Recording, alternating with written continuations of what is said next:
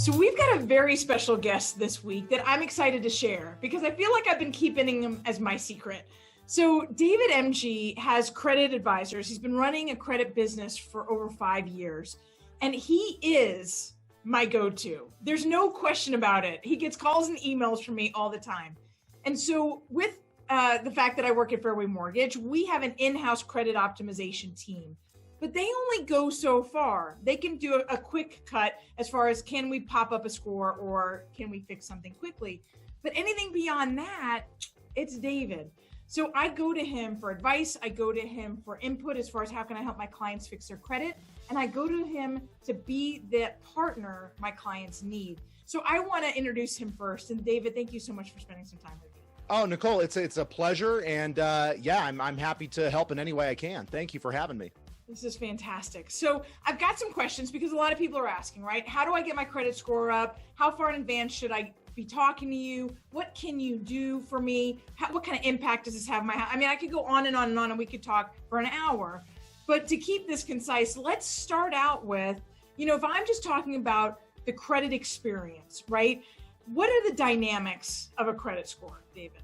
Yeah, that's a great question. I think there's a lot of confusion because ultimately, we don't teach this in high school type of things. And so people have to learn about credit through the school of hard knocks, The way that I like to explain it is that really your credit score works just like a hot air balloon where there's two main components that we have to look at, right? One, how much does it weigh? And so anything that's going to be negative on there, like a late pay or a collection charge off bankruptcy, those types of things, those are going to be like anchors that are going to weigh your score down and frankly, just make it too heavy to get the altitude that you want, to do a home loan a lot of times. So there's a lot of things that we can do to remove some of those sandbags. Time will heal it, right? But we also have to acknowledge that a hot air balloon goes up because of the hot air inside that balloon. And so we also want to inflate positive credit. And that's a big thing. It takes time normally to inflate that kind of positive credit. So a lot of the coaching that we do is to help people do it quickly, right? Kind of like an adrenaline shot to your credit score. I love that. And are there common things or common mistakes home buyers make while they're trying to repair their credit? Absolutely, Nicole. And I think it stems from best intent, right? Folks they know they need to inflate positive credit. And so they'll say, hey, Dave, I'm going to pay off and close my car loan, right? Thinking that, awesome, that's going to show good history. The problem is when you do that, you close the account and you lose all the positive credit, and history for that account. And it's kind of like slashing a big, hole in your hot air balloon and letting all that positive credit leak out.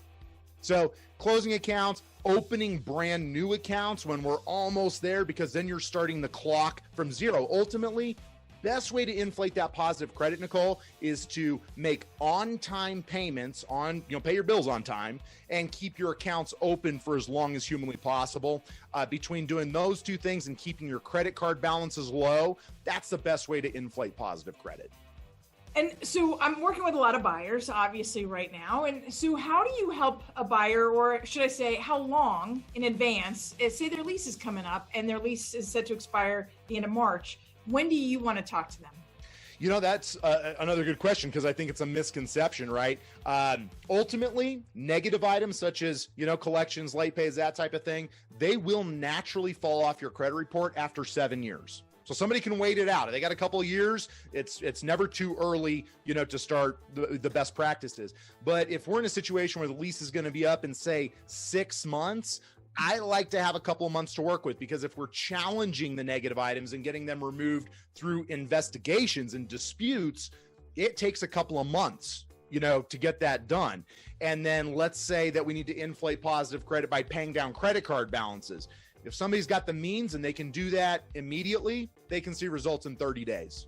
But the reality is if they're maxed out and it's going to take them some time, it's going to take them as long as it takes to pay that credit card balance down. So to answer your question quickly, I like to have, bare minimum of 90 days, but we can get through a lot of work. We can move mountains in 6 months or less.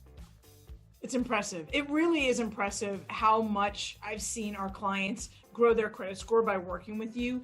You worked with a lot of my clients and they always come back raving about not only the work that you've been able to get done, but how easy you are to communicate with.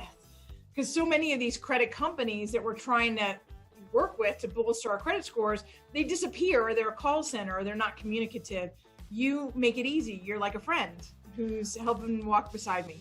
You know, I really appreciate that feedback, because that's something that we take a lot of pride in. We look at this as a reputation business, and ultimately we are coaches first and foremost. We strongly believe that if we're teaching somebody about their credit score, and maybe they can help their kids out, right, to not make those same mistakes and have to learn through the school of hard knocks, so to speak, that really that's the best service that we can offer. And we want them, even if they don't sign up with us for credit repair, we want them going back to you saying, wow, you know what?